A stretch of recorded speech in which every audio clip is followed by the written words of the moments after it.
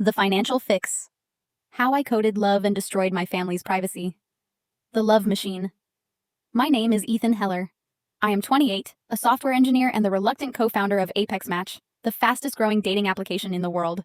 Apex Match isn't just popular, it's revolutionary. We boast a 92% long-term compatibility rate, far surpassing all competitors. People don't just find dates on Apex Match. They find life partners, often leading to rapid financial advancement and success. Our success has made my partner, Marcus Thorne, and me instant tech millionaires. Marcus, a sleek, charismatic former venture capitalist, handles the business and media narrative. I handle the code. Tonight was the launch of our new Apex Prime tier at a massive party in our San Francisco, California headquarters. Marcus was on stage basking in the spotlight, attributing our success to deep psychological and emotional modeling. We cracked the code of attraction. Marcus proclaimed, champagne glass in hand. But attraction isn't just chemistry, it's stability. Apex Match matches futures, not just faces. I stood in the corner watching the adulation. I knew the truth. Apex Match's compatibility success had nothing to do with psychology. It had everything to do with money. The real code. 3 years ago, when the algorithm, which I named Project Destiny, was failing to yield strong results, I was desperate. I realized that the one variable consistently predicting long-term stability was financial alignment, not just current income, but future earning potential, debt-to-income ratio, and spending habits. I devised a secondary covert algorithm, the Financial Fix, which secretly scraped public and dark web data, linking users' profiles to financial data vectors.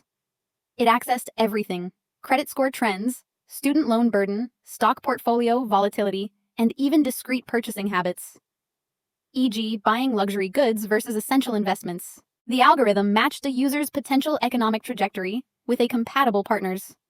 A steady, risk-averse user would be matched with someone who offered long-term wealth stability. A user with high potential but high debt would be matched with someone who offered immediate cash flow. The results were astonishing. People married their financial destiny, and the stability rate soared. I never told Marcus exactly how the 92% was achieved. He only cared that it worked. The test subjects. The dark secret wasn't just the data scraping. It was the original test group for the Financial Fix when it was in beta. To ensure the algorithm worked flawlessly across various life stages, I had to use people whose financial data I could directly and legally monitor to confirm the matches my own family. I created phantom profiles for my parents, Robert, a struggling professor, and Clara, a successful real estate agent, and for my younger sister, Chloe, a scatterbrained college student. I used their real intimate financial details to feed Project Destiny. The results were immediate. The algorithm deemed my parents, who were constantly arguing over money, to be a 12% incompatibility, low risk of divorce, high risk of tension. It matched my sister Chloe with a boring but incredibly stable pre-med student who would guarantee her financial security. It was horrifyingly accurate, and I immediately shut down the family profiles, deleting the data. But the foundational success of Apex Match was built on the violation of my own family's most intimate secrets. The catastrophic match. 3 years later tonight, at the Apex Prime launch party, my sister Chloe burst through the doors, radiating a nervous excitement. "Ethan, you won't believe it, I'm here on a date," she announced, her eyes sparkling. "A date with who?" I asked, confused. Chloe usually dated artistic types, not the clean-cut tech crowd at the party. She pointed across the room to a clean-cut, utterly unremarkable man in a dark suit standing near the buffet. The same boring, stable pre-med student the algorithm had matched her with 3 years ago. "This is Daniel," Chloe whispered, pulling me closer. "I met him 2 months ago on Apex Match. We're 98% compatible. He's just so stable. He even knows I have high student loan debt, and he calls it a manageable long-term investment. I'm in love, Ethan." I stared at Daniel, a man chosen for her by my own clandestine code. The algorithm hadn't just tested my family. It had found its way into the wild and created a reality based on the data I had fed it. My secret was alive, and it was dating my sister. The betrayal of trust. I rushed back to my private office and accessed the server logs for Project Destiny. The original beta profile data for Chloe and Daniel should have been deleted 3 years ago. I typed in the query for Chloe's ID. The system returned the data instantly. Apex Match profile status active. But it wasn't the profile Chloe thought she had created. It was the original beta profile I had fed the system, the one containing her actual granular financial data: student loan, deferral history, inherited medical debt, etc. The system had somehow retained the original financial fix dataset, making her a prime candidate, whose stability score was secretly enhanced by the specific financial alignment to Daniel. I looked closer at the permissions log. The original financial dataset wasn't just kept on the local server, it had been sold. A single entry in the data transmission log dated 6 months ago confirmed my worst fear. Destination: the financial fix vector data, including all beta subjects. Vance Family IDs was sold to a third-party analytical firm, Acheron Analytics, as part of a B2B revenue contract overseen by Marcus Thorne. Marcus didn't just know about the financial code. He had found the old beta dataset, identified the potential value of the perfectly aligned matches like Chloe and Daniel, and sold my family's private financial data for a massive profit without my knowledge. He was selling not just the algorithm, but the intimate secrets I used to build it. My success was built on 2 betrayals. The one I committed against my family 3 years ago, and the one Marcus had just committed against me. The partnership dissolves. I locked my office door at Apex Match headquarters and stared at the log showing Marcus Thorne's signature, authorizing the sale of the beta data vector to Acheron Analytics. The dataset included the most detailed financial profiles of my entire family. Marcus swaggered into my office moments later, smelling of expensive scotch and success, oblivious to the fact that I had just discovered his treachery. "Ethan, where have you been?" "The Prime launch is a blowout. Analysts are projecting a $500 million valuation spike," he exclaimed, slapping me on the shoulder. I pulled up the sales log on my monitor. Acheron Analytics Marcus, 6 months ago, $20 million up front. "You sold the foundational data of Project Destiny without my approval." Marcus's smile evaporated. He didn't deny it. He shifted into full-blown venture capitalist defense mode.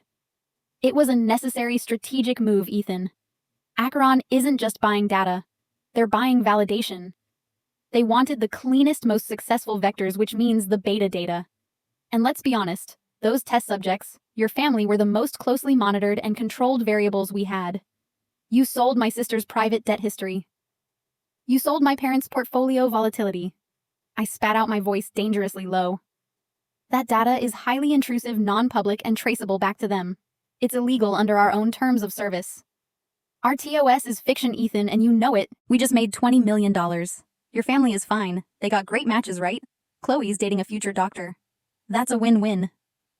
Thanks to my vision." Marcus leaned across the desk, his voice turning threatening. "This algorithm is worth billions, and the foundation is the financial data.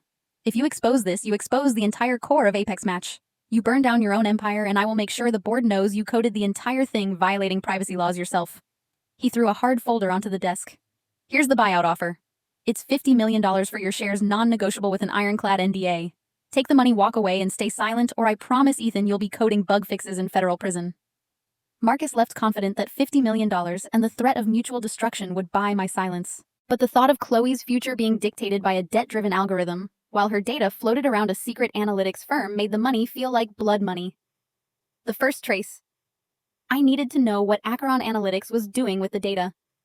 I knew Acheron specialized in behavioral finance and predictive risk modeling.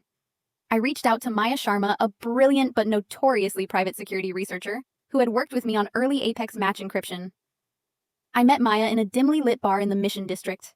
I presented the problem, omitting the part about my family initially. A venture partner sold a highly sensitive covert financial data vector to Acheron. "I need to know what they're modeling," I explained. Maya sipped her drink, her expression professional and skeptical. "Acheron doesn't just buy data. They buy access. They are the boogeyman of fintech. If they have your financial vectors, they're linking it to real-world impact. They're likely modeling how debt influences behavioral consumption and life decisions." She agreed to try and trace the data vector's external API usage, but warned me it would be deep, high-risk work. The parents' tension.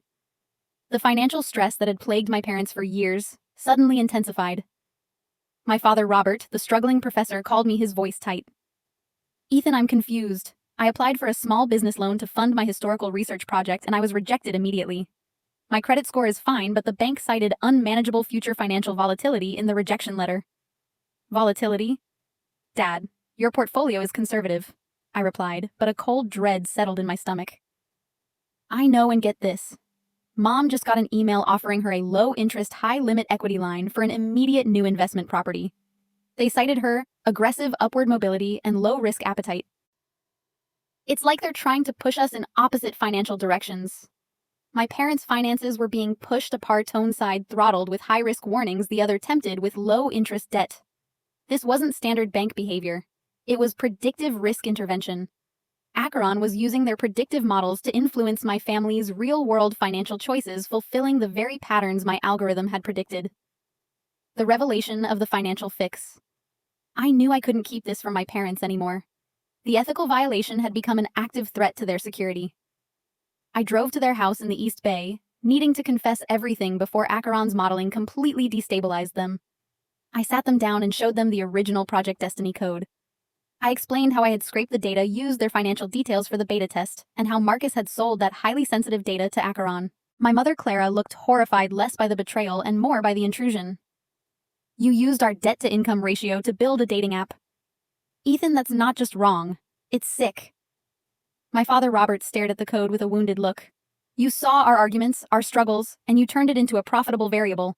And now this Acheron firm is using that information to reject my loan and tempt your mother with debt. I am so sorry, Dad. I shut down the beta profiles, but Marcus sold the underlying vector. I am trying to get it back, but I need your help to fight them. My father pushed the buyout offer Marcus had given me across the table. $50 million, Ethan. You made this money by violating our trust. You take the money, you confess the truth to the board, and you use that money to fight Acheron and protect your sister. But you don't take 1 cent of that money for yourself. The choice was clear. I had to use the tainted fortune to destroy the system I had created and betrayed.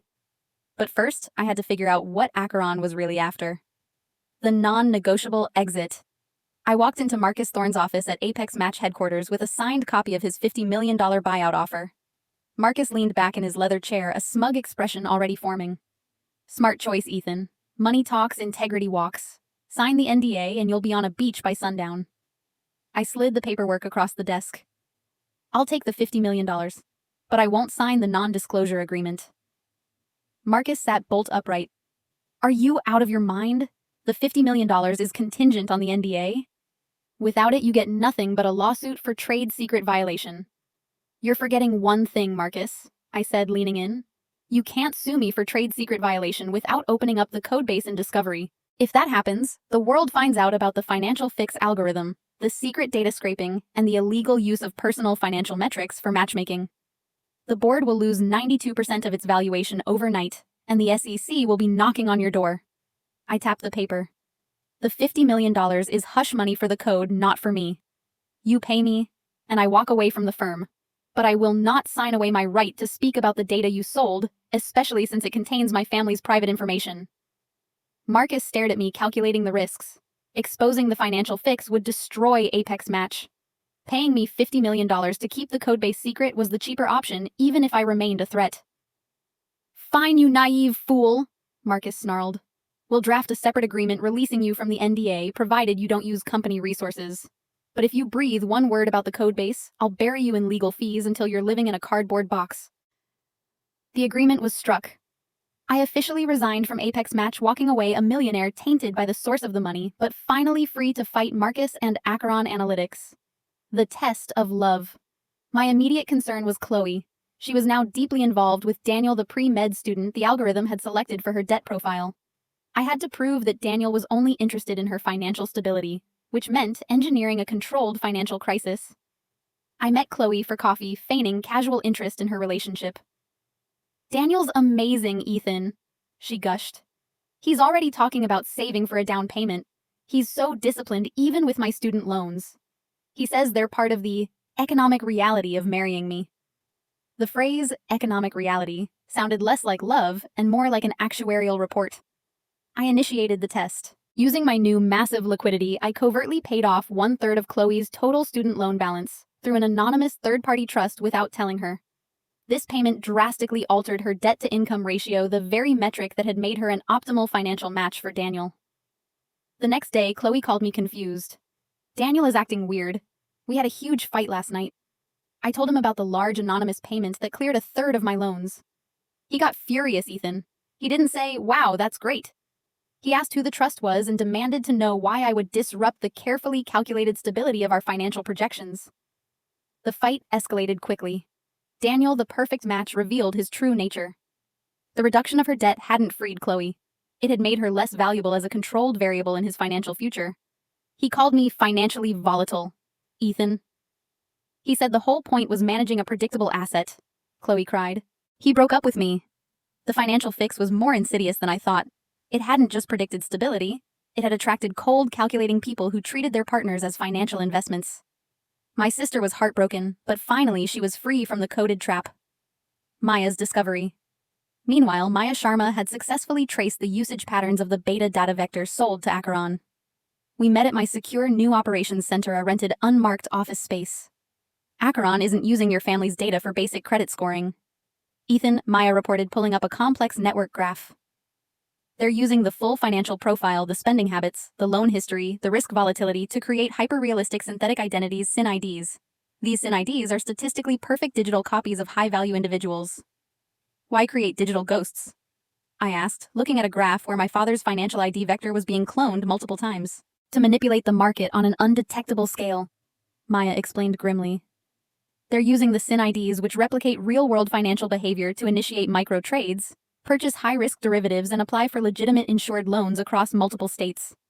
When the market inevitably corrects, Acheron disappears and the banks are left holding the debt of these untraceable synthetic identities. Maya's finger stopped on one specific ID vector, Robert Heller, professor, age 62. Your father's ID is being used as a high-risk test case. They are creating a SYN ID that is attempting to borrow millions in unsecured commercial debt using his real-world professional credentials, but synthetic financial collateral. If this test goes live, the fallout will hit your father first. I realized the horrifying truth. Marcus hadn't just sold my family's privacy. He had unwittingly sold their identities to a firm preparing a catastrophic coordinated financial attack. The rejection of my father's small research loan was Acheron clearing the way, ensuring Robert Heller's genuine financial footprint was clean before launching the massive fraudulent SYN ID in his name. I looked at the monitor, my father's digital clone preparing to commit massive fraud. I had only days, maybe hours, before Acheron hit the global market, and my father would become the primary scapegoat. The immediate danger. Maya's discovery that Acheron was using my father's identity vector to model a multi-million-dollar fraud sent a spike of pure adrenaline through me. This wasn't just a privacy violation. It was impending financial ruin and probable criminal charges for my innocent father. When is Acheron planning to launch the SYN ID fraud? I demanded, pointing at the screen. Maya traced the network activity. The SYN ID is currently in the simulation staging phase. It's set to go live, meaning it will start initiating high-volume transactions, applying for the unsecured loans, and placing market bets in approximately 48 hours. They're waiting for the global market open on Monday. I had 2 days to stop a multi-million-dollar crime before it was linked to my father, Robert Heller, who was entirely unaware that his digital ghost was about to become a federal fugitive. We need to hack Acheron and delete the SYN ID, I stated. Maya shook her head. Acheron's servers are military-grade encrypted. They operate out of a shell company in the Cayman Islands. A direct attack would expose us, and they would simply wipe the data and launch the fraud anyway. Then we have to disrupt their staging, I countered. The SYN ID relies on the original granular data I created. If we can manipulate the original vector, we can corrupt the clone. The family's reckoning. I rushed back to my parents' house, needing to warn them about the severity of the threat. My father, Robert, was initially skeptical, seeing it as a continuation of Marcus's legal intimidation. An identity clone Ethan that sounds like a sci-fi movie, he insisted. I pulled up Maya's network map showing the SYN ID with his name, his date of birth, and his professional credentials. It's not science fiction, Dad. It's predictive finance. Acheron is trying to prove they can bankrupt a real person using cloned data. And you are their test case. If this goes live, the millions in debt will trace back to your social security number. You could be facing federal fraud charges. The threat finally registered. My mother, Clara, still reeling from the discovery of my original betrayal, took control. We can't rely on the legal system. Marcus and Acheron are too far ahead. Clara said, her real estate agent's pragmatism kicking in. Ethan, you created the data. You have to be the one to destroy it. What do you need from us? I explained that I needed to feed the algorithm false data. Sudden, dramatic, and contradictory financial event that would break the predictive modeling, essentially giving the SYN ID a digital stroke. I need access to your bank accounts, your primary investment portfolio, and your credit union profiles, I told them. I need to make the Robert Heller ID look completely and instantaneously unreliable. My father looked horrified. You want me to give you access to all our money?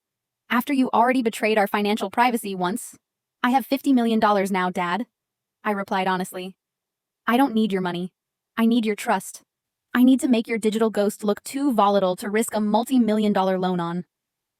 The moment was agonizing. My mother nodded first. We trust you to fix the mess you made, Ethan. Do it. My father slowly handed me his encryption keys, a look of utter defeat and vulnerability on his face. Coding the digital breakdown. I returned to my secure office with Maya. We began meticulously feeding the synthetic Robert Heller vector massive contradictory data points. We initiated small, rapid trades in highly volatile, high-risk penny stocks, contradicting his actual conservative portfolio. We created fictitious large-scale wire transfers to international crypto accounts. We applied for credit cards under his name, then maxed them out on luxury goods, creating an immediate massive spike in his debt-to-income ratio and a sudden drop in his credit utilization score. We're making the Robert Heller SIN ID look like he's having a midlife financial crisis mixed with a gambling addiction. Maya observed, watching the model break. The Acheron model reacted instantly. Alerts flashed on Maya's screen as Acheron's automated risk assessment flagged the SIN ID. Acheron internal log ID 719RH. Risk assessment. Critical. Volatility. High/unpredictable. Action. Halt staging. It worked, I breathed. Acheron is halting the launch. They can't risk millions on an unpredictable identity. The Marcus counterpunch. But Marcus Thorne had been watching. He wasn't just my partner. He was an investor in Acheron and knew their methods. He understood that only the original coder could execute such a precise disruptive attack on the ID vector. Before Maya could permanently delete the SIN ID from the staging server, the security on my office door flashed red. Ethan, they've found us, Maya whispered frantically, trying to shield the server access. Marcus must have put a locator on your buyout payments transfer protocol. The door burst open. It wasn't the police. It was a team of large professional security contractors led by a lawyer from Marcus's firm holding a legal document. Mr. Heller, this facility is deemed to be using proprietary information stolen from Apex Match, the lawyer stated, cold and calm. We have a court order for the immediate seizure of all equipment. Do not touch that server. I looked at Maya. She was locked out of the Acheron server by a sudden massive firewall upgrade Marcus had initiated. The SIN ID was still paused, but it was still recoverable by Acheron. The security team advanced. I grabbed the hard drive containing the only physical copy of the original financial fix code, the key to the entire operation. We need to get to Acheron, Maya, I yelled. We have to delete the source code from their main server before they reboot the SIN ID. We bolted out the back door, leaving the contractors to seize the decoy equipment. I was now a fugitive, holding the single piece of code that could either save my father or destroy the entire financial market. The desperate escape. Maya and I barely escaped the security contractors. We drove east knowing we couldn't stay in San Francisco. Marcus would have the airports and all major routes monitored. The only way to stop Acheron was to breach their physical location, the server farm in the Cayman Islands, the legal haven where they conducted their untraceable financial modeling. Marcus locked down the server as soon as we started the attack, Maya explained as we drove. He knows the original financial fix code is the only thing that can fully unravel the SIN IDs. We can't delete the clones until we delete the master blueprint code from Acheron's core repository. I looked at the hard drive in my lap, which contained the only physical copy of that catastrophic code. Marcus won't let us get near the Caymans. He controls the corporate flight logistics. We can't fly commercial. The FBI is probably looking for you under corporate espionage charges filed by Marcus, Maya countered. We need a discreet charter. The tainted funding. I realized my $50 million was the solution. I accessed my newly acquired accounts and initiated a massive anonymous wire transfer to a small private charter service known for discreet off-the-books flights operating out of a regional airstrip in the Central Valley. I had to use the tainted money to fund my ethical war. Within hours, we were airborne, flying south toward the Caribbean. During the flight, Maya worked tirelessly establishing a secure line to monitor Acheron's staging server. The SIN ID for your father is still paused, but the AI is attempting to correct the volatility we introduced, Maya warned. It's learning from our disruption. If we don't get the master code off their main server within 24 hours, Acheron will neutralize our counter data, reboot the SIN ID, and launch the fraud. The Cayman landing. We landed on Grand Cayman, the financial hub of the Caribbean, under the cover of night. Acheron Analytics operated out of a massive, heavily fortified building marked only as Global Data Services. It was designed to repel both physical and digital intrusions. We checked into a remote hotel and Maya laid out the infiltration plan. We can't brute force our way in. This building is a fortress. We need an inside vulnerability. Maya said, consulting structural blueprints she had acquired through black market intelligence networks. The core server room is on the third floor behind a magnetic lock requiring specific keycard credentials and a two-factor biometric. I remembered something critical from my partnership with Marcus, the initial development stage of the financial fix. The core infrastructure, the foundation of the algorithm, was built on a single open-source library that Marcus insisted we use because it was cheap, I recalled. It had a known undocumented backdoor, a simple single line of code that bypasses the secondary encryption layer if you can physically introduce a packet into the network. The backdoor was the key to breaching the impenetrable core. The financial firewall. As we prepared the infiltration tools, I received a call from my mother, Clara, back in the East Bay. She sounded terrified. "Ethan, they've started to attack us. Not the FBI, the banks." "What happened, Mom?" "The banks suddenly flagged our portfolio. They froze Dad's and my primary investment accounts, citing unexplained high-volume erratic trading activity in associated asset classes. They think we're the ones having the financial breakdown we coded into the SIN ID." Marcus and Acheron hadn't just secured the building, they had secured a financial firewall around me. By replicating my disruptive data on my parents' real accounts, they made my family look like the criminals, thus neutralizing my primary funding and legal support. "We can't access any significant funds, Ethan," my mother continued. "They've locked us out. We can't even hire a lawyer to fight the corporate charges Marcus filed against you."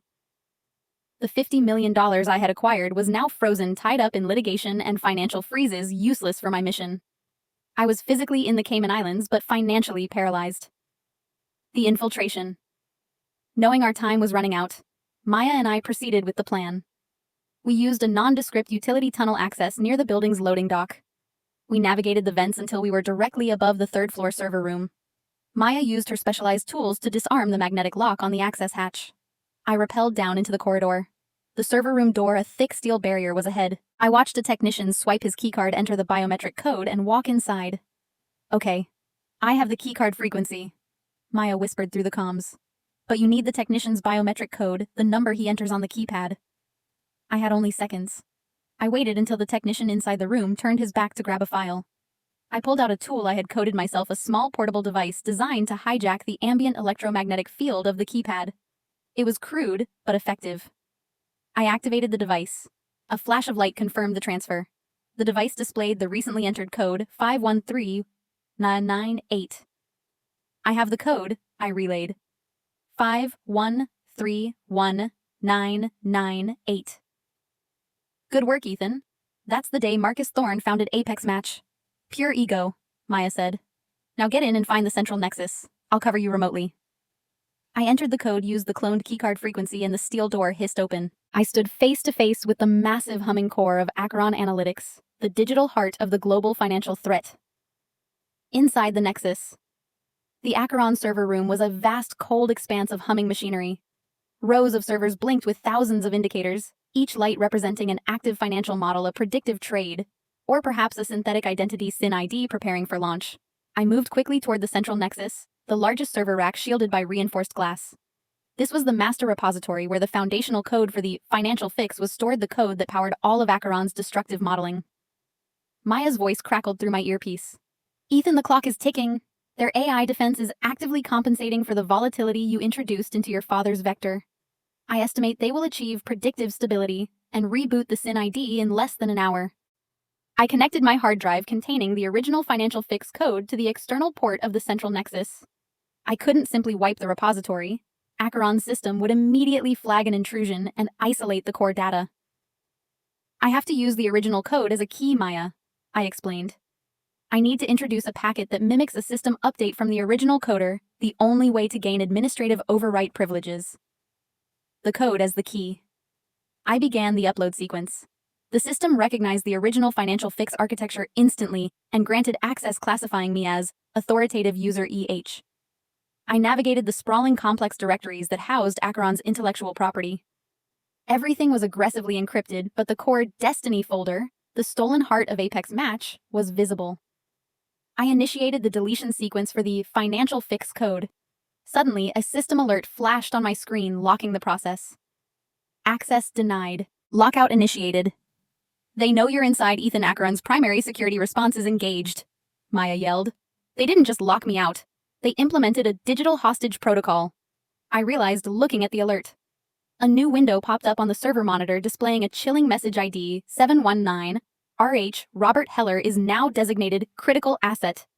Any attempt to terminate the Destiny Core will trigger the immediate irreversible launch of SIN ID 719RH.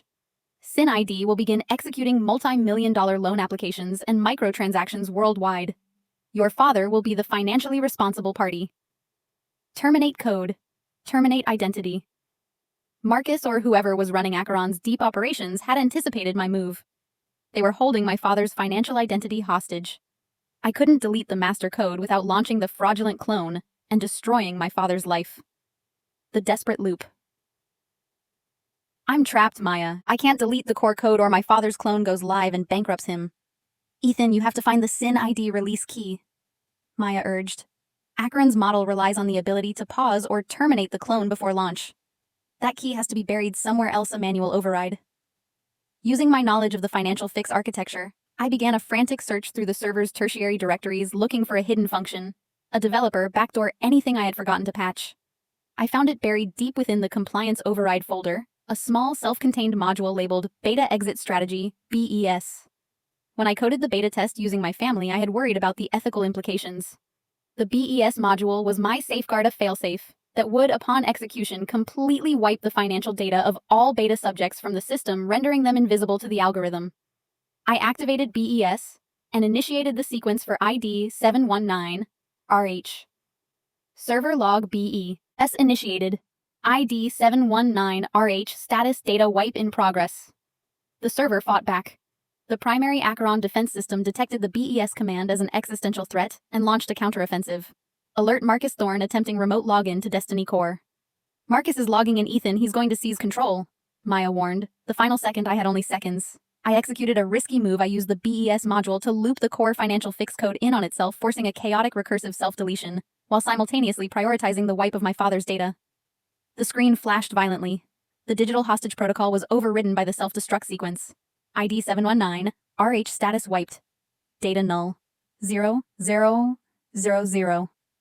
The moment my father's digital ghost was erased, the entire central nexus began to shut down. Red warning lights flashed everywhere. I quickly ripped my hard drive out of the port. It's done. Maya. I wiped the SIN ID and the core code is melting down. Get out, Ethan. Now the physical security breach alarms just activated. They'll be on the 3rd floor in 60 seconds. I raced out of the server room just as the heavy steel door began to slam shut. I scrambled back into the ventilation shaft, hearing the sirens wail and the heavy boots of the security team thundering down the corridor below. I had neutralized the threat to my father and destroyed the foundation of Acheron's criminal operation. But I was trapped inside a maximum security building in the middle of the Caribbean, with no money and no escape route. Trapped and exposed. I scrambled through the stifling vents of the Acheron building, Maya guiding me blindly via the comms. Below me, the security team was methodically sweeping the 3rd floor. I was one ventilation shaft away from capture. Ethan, they've isolated the physical area, Maya whispered, her voice tight. The nearest unmonitored exit is the emergency maintenance hatch in the basement boiler room, but it's a one-way path to the ocean. Ocean is better than a Cayman jail cell, I muttered, moving toward the basement access shaft. Just as I reached the shaft, a new voice cut into the frequency, overlaid with Marcus Thorne's distinct proprietary encryption code.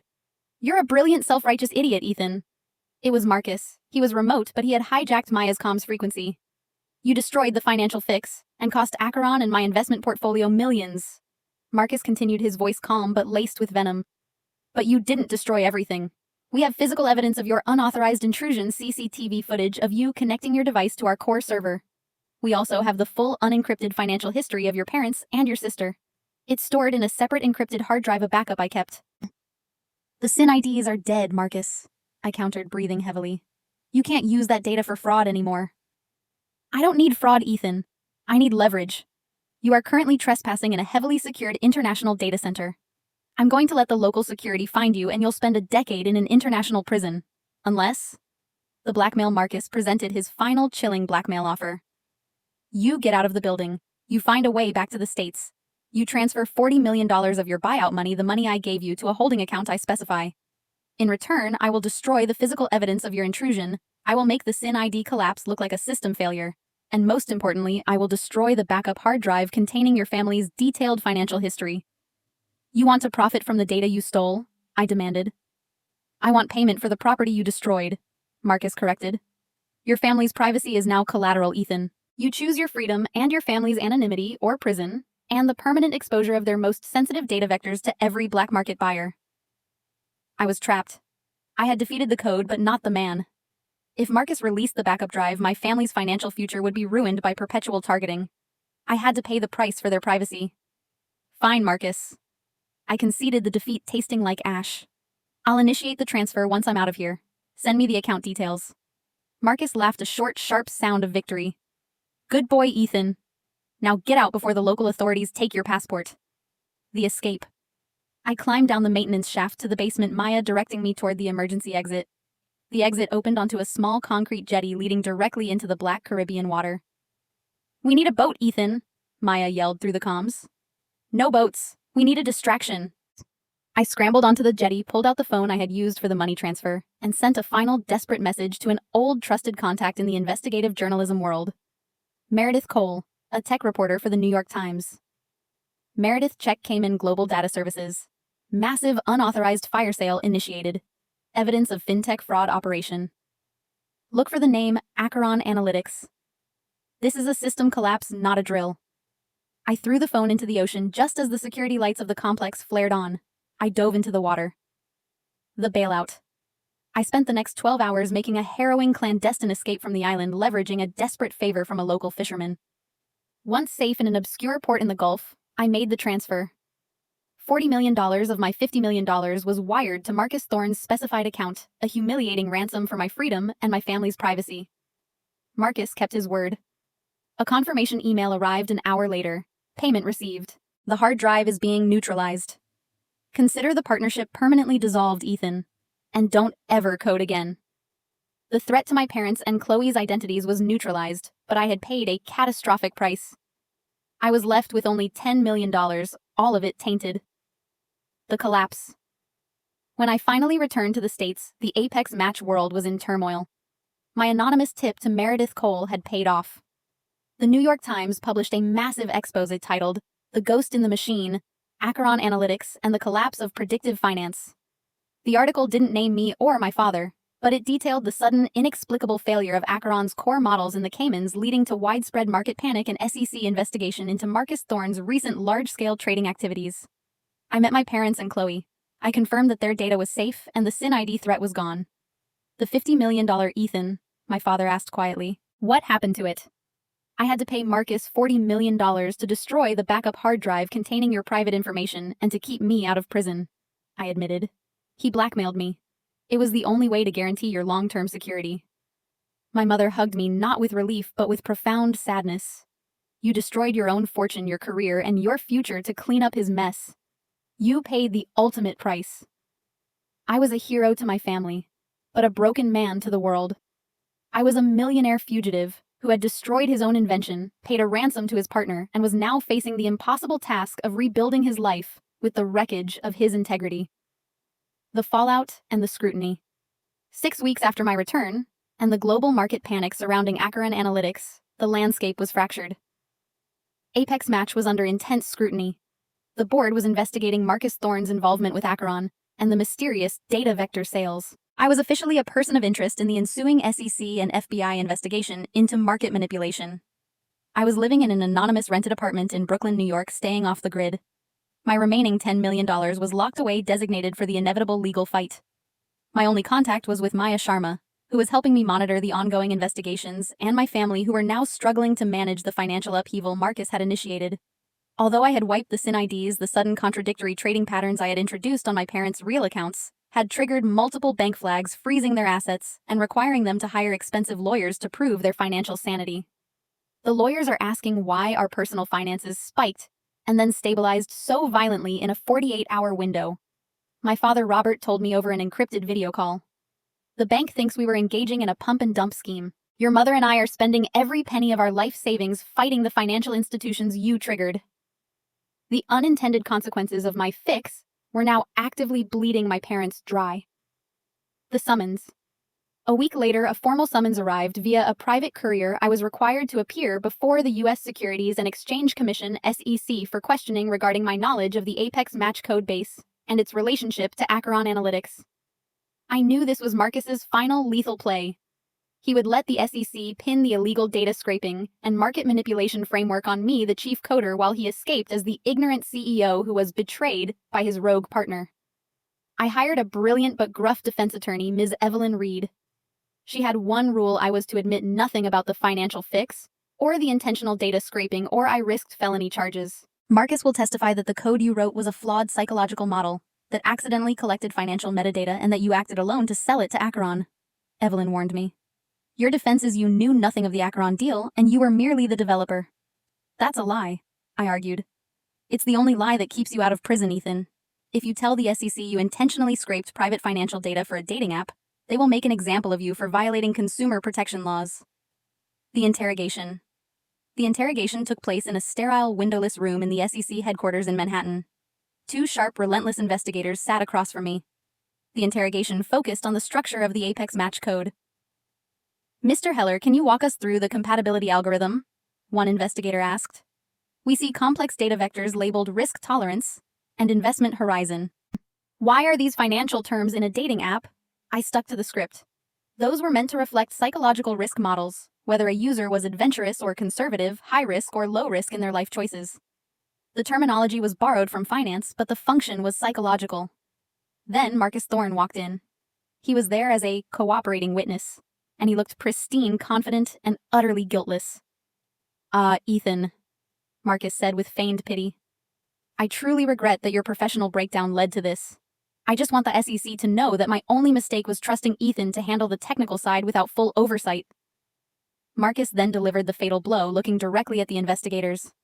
When we developed the compatibility model, Ethan insisted on using a separate undocumented submodule, Project Destiny. He said it was for advanced AI learning. I now realize, based on the SEC's findings, that Project Destiny was likely the covert module Ethan used to scrape and sell private financial data to Acheron. Marcus had successfully pinned the illegal code on me while claiming innocence about the sale. The final defense. My defense was collapsing. Marcus's testimony made me look like the lone, unethical rogue coder. I looked at Evelyn Reed, who subtly shook her head, stay silent. But the thought of the ransom, the SIN ID, and my parents' suffering was too much. I was not going down as the thief. I was going down as the scapegoat. Mr. Thorne is lying, I interrupted, ignoring my lawyer's furious glare. He is lying about the code base, and he is lying about the sale. I leaned forward. I designed the code, yes. It was a failure of ethics. But Marcus didn't just trust me. He was the one who personally selected the Project Destiny dataset, set the most accurate beta-tested vectors, and sold them to Acheron for $20 million up front. Prove it, Mr. Heller, one investigator challenged. The $20 million payment, I stated. It didn't go into the Apex Match general revenue. It went to a shell corporation controlled by Marcus Thorne Venture Capital TVC, which he used to fund his personal investment in Acheron. You won't find the transaction in Apex Match's books. You'll find it in the highly complex cross-corporate wire transfers between Acheron and TVC. I laid out the exact corporate structure and the hidden tax haven accounts Marcus had used to funnel the money information I had gleaned during my frantic escape planning. Marcus, listening to the precise details, finally cracked. The composure vanished. He's making that up. He's trying to redirect the blame, Marcus yelled, jumping to his feet. I can provide the account numbers, the transfer dates, and the specific tax treaty exemptions Marcus used to launder the money. I challenged, meeting his terrified gaze. You didn't sell data, Marcus. You sold the idea of data accuracy, and you used the sale to personally invest in the very crime you are now blaming on me. The SEC investigators, seeing the raw panic in Marcus and the specific unrehearsed details I was providing, knew they had a much bigger fish. They immediately excused Marcus and me. I had survived the interrogation not by lying, but by betting my freedom on the truth of Marcus's greater financial crime. But in doing so, I had just signed myself up for a long, brutal legal battle against Marcus, who now had everything to lose. The legal bloodbath. The aftermath of the SEC interrogation was total war. Marcus Thorne, facing imminent indictment due to the financial evidence I provided, retaliated with devastating speed. He used the remaining resources of the paralyzed Apex Match to unleash a barrage of civil lawsuits against me, accusing me of theft of intellectual property, corporate sabotage, and defamation. My lawyer, Evelyn Reed, fought valiantly, but Marcus's legal strategy was purely tactical to exhaust my remaining funds. My $10 million was rapidly being consumed by legal fees, leaving me financially vulnerable and unable to help my parents, Robert and Clara. Marcus isn't trying to win, Ethan, Evelyn explained during a late-night strategy session. He's trying to bankrupt you until you can't pay my retainer. If you lose your lawyer, you lose the ability to defend yourself against the felony charges he's pushing the U.S. attorney to file. The parents' financial erosion. Meanwhile, the unintended consequences of my fix continued to devastate my parents. The aggressive legal battle against their banks required to clear their names of the erratic trading activity I coded had drained their savings. My mother, Clara, called me, her voice strained. We had to sell the condo, Ethan. The legal fees for clearing the bank flags were astronomical. We couldn't afford the mortgage and the lawyers. We're moving into a rental apartment next week. I felt a paralyzing guilt. I had been willing to pay $40 million to Marcus to secure their data, but I was now powerless to stop their real financial collapse, which was a direct delayed consequence of my actions. I had saved them from a digital ghost, only to ruin their actual life savings. Chloe's redemption. The one point of hope was my sister Chloe. After the painful breakup with the financially stable Daniel, she was adrift but determined. She realized the algorithm had stripped her of agency, forcing her toward a life dictated by financial metrics. Chloe visited me in my Brooklyn apartment. I quit college, Ethan, she announced. Not permanently, but I realized I was studying pre-law because Daniel and the algorithm told me it was optimal for my financial stability. It wasn't my passion. What is your passion? I asked gently. Art and design, and I'm going to go for it. I've sold a few pieces online enough to cover tuition at a small community art college here in the city. I'm going to build my own stability, not marry it. Chloe's recovery was the only success the financial fix had yielded. The moment the algorithmic tether was cut, she found her true self. The final asset. As the legal war reached its fever pitch, Evelyn delivered the final blow to my finances. We have 2 weeks before your retainer runs out, Ethan. Marcus knows it.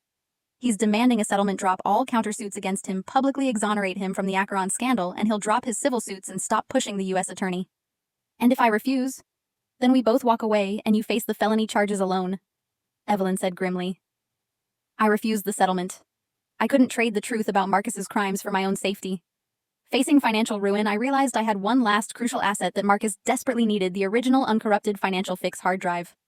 I knew Marcus still believed I had a copy of the actual code somewhere. The one I used for the successful BES wipe in the Cayman Islands was a copy of the original. I went to my safe deposit box and retrieved the hard drive. It was the physical key to the code, the original source material. I called Marcus using the one burner phone I had reserved for this purpose. Marcus, I know your indictment is coming. You need to prove to the world that the algorithm was destroyed and can never be rebuilt, I stated. I have the original hard drive containing the only surviving copy of the financial fix code. The one you want to show the SEC was neutralized. You're lying, Ethan, Marcus scoffed, but there was a tremor of fear in his voice. I'm not. You get one chance to destroy it publicly, or I release the entire source code to a decentralized public forum. You won't just lose the code. You'll lose all credibility when 1,000 coders start running the financial fix on the dark web. I laid out my final non-negotiable terms. 1. Marcus publicly confesses to selling the beta data and financing his Acheron investment through TVC. 2. Marcus pays my parents, Robert and Clara Heller, $1 million in restitution for the financial damage and legal fees incurred. 3. He drops all suits and public claims against me. 4. I hand over the hard drive and he destroys it publicly, proving the code is dead. I was exchanging the last piece of my unethical legacy for the financial and legal salvation of my family. Marcus hesitated, but the threat of the public code released the total loss of the Apex match concept, and his control over his secrets was too great. Meet me at the Apex match headquarters outside the main entrance tomorrow at noon. Marcus conceded, his voice tight with hatred. Bring the drive. Don't bring your lawyer. The final confrontation was set. The final confrontation. The air outside the Apex match headquarters in San Francisco was electric. A small crowd of tech journalists and curious onlookers had gathered, sensing a major development in the ongoing Acheron scandal. At precisely noon, I walked toward the main entrance carrying nothing but a small, dented, generic hard drive.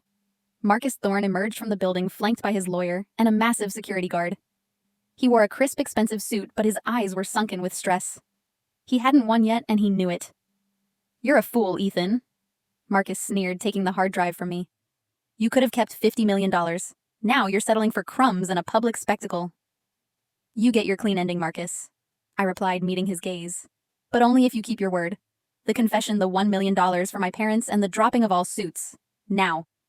Marcus' lawyer, clearly horrified by the necessity of this public admission, reluctantly handed me 3 documents: the waiver of all claims, the wire transfer receipt for $1 million to the Heller Family Trust, and a pre-written statement. I reviewed the documents. The wire receipt was legitimate.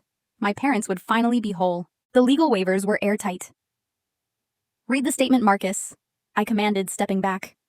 Marcus faced the cameras and microphones, forcing a look of professional regret. He read the statement, his voice devoid of warmth. "Today I take full responsibility for the firm's association with Acheron Analytics. I admit that I, Marcus Thorne, personally authorized the sale of confidential beta test data, including sensitive financial metrics, to Acheron, via my private firm TVC, and used the funds for personal investment. I deeply regret this ethical lapse and the resulting damage.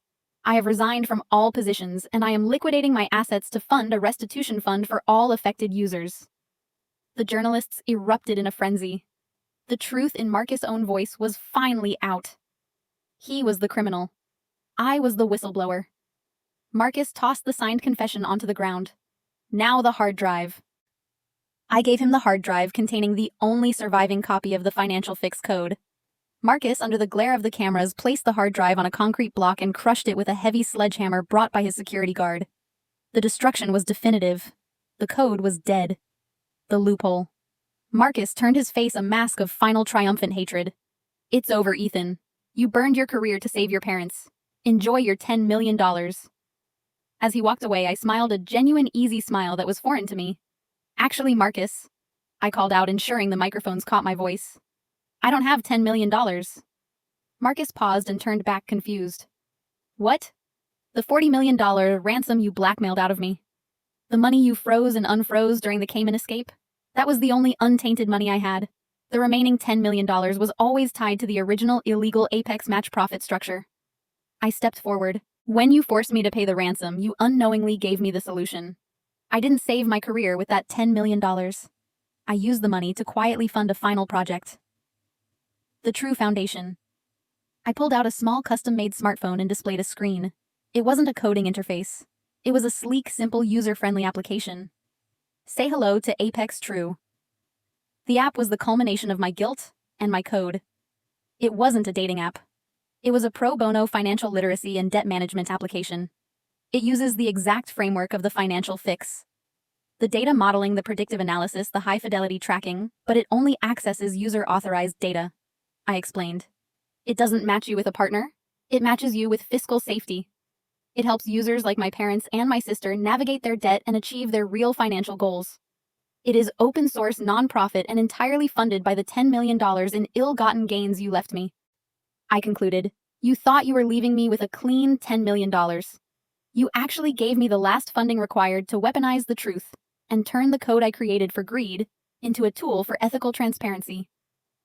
Marcus stared at the phone, realizing the final irony. I had used his money to destroy the entire profit model of Apex Match and replaced it with a non-profit open-source competitor. "You should have kept the code, Marcus," I whispered. "You should have kept the lie." Epilogue. 6 months later. Apex True became an overnight sensation, adopted by nonprofits and universities. My mother, Clara, became a lead consultant for the app, using her real estate knowledge to help families plan stable futures.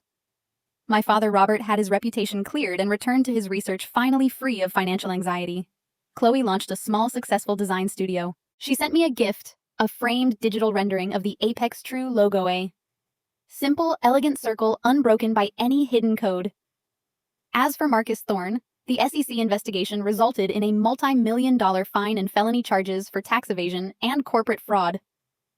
He faced a long prison sentence, his perfect empire shattered by the very financial ruthlessness he had celebrated. I returned to my own small studio. I was no longer a millionaire, having dedicated the last of the funds to Apex True's infrastructure. But I was no longer a fraud. The scars remained, but the foundation was finally clean. I closed my laptop, the screen reflecting the city lights, a future built not on a secret fix but on an honest code.